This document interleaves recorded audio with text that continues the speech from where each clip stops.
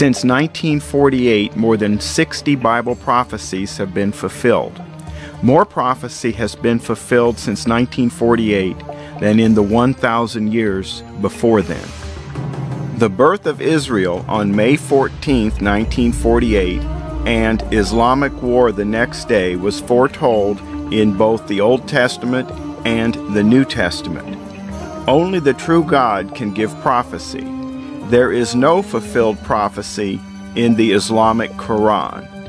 The prophet Amos said that there would come a time when the exiles of Israel would again have Israel as their own land and that they would never be uprooted again. Isaiah said Israel would be born in one day. The prophet Ezekiel said God would one day bring the people of Israel back to Israel as a united nation. This might have been a shock to Ezekiel.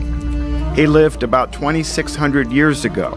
At that time, the people of Israel had already divided themselves into two separate kingdoms, and both kingdoms had been conquered by foreign invaders who forced many of the people, including Ezekiel, into exile.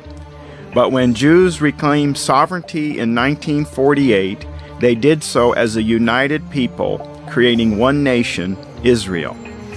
In Leviticus 26, the Bible says that the army of Israel would have a supernatural power to prevail during times of conflict.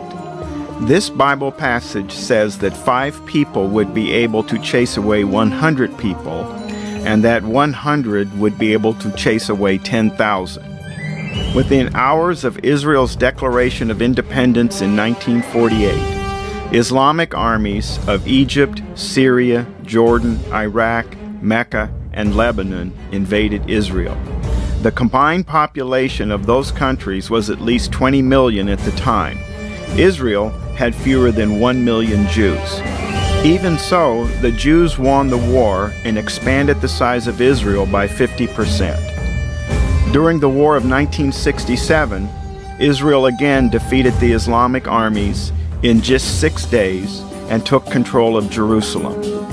There is important prophecy in the New Testament that exactly gives us these important dates of 1948 and 1967. Matthew and Mark tell us an abomination will stand in the holy place where it should not. Revelation 11 tells us the Gentiles will be given the outer court of the Temple Mount.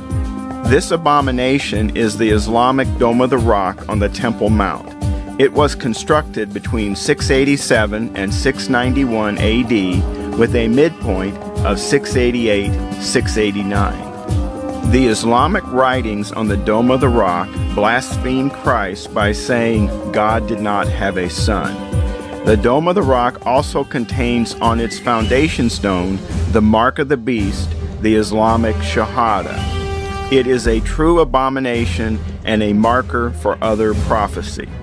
Revelation tells us 2 witnesses, which are the Jewish remnant and Christians, will prophesy symbolically for 1,260 days, or literally for 1,260 years.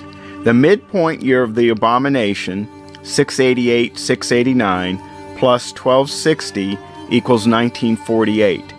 They would prophesy about God's promise to restore Israel until Israel again had a homeland on May 14, 1948.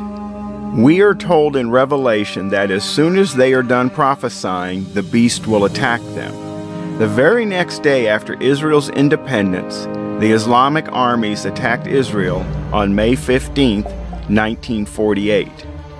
Revelation also tells us the Gentiles will trample the holy city for 42 months. 42 months is 1,278.4 days.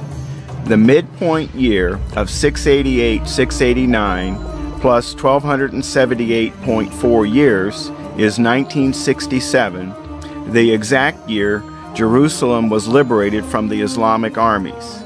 Israel now controls all of Jerusalem. The prophet Daniel told us in the end times the final Islamic beast kingdom would be comprised of the Babylon and Persian empires. Today we see Babylon being reformed out of the Shiite Islamic armies in Iraq and Syria. The Persian Empire is growing out of Iran. This is a very active time indeed. To learn more about Bible prophecy and Islam, see our website at www.revelationnow.org.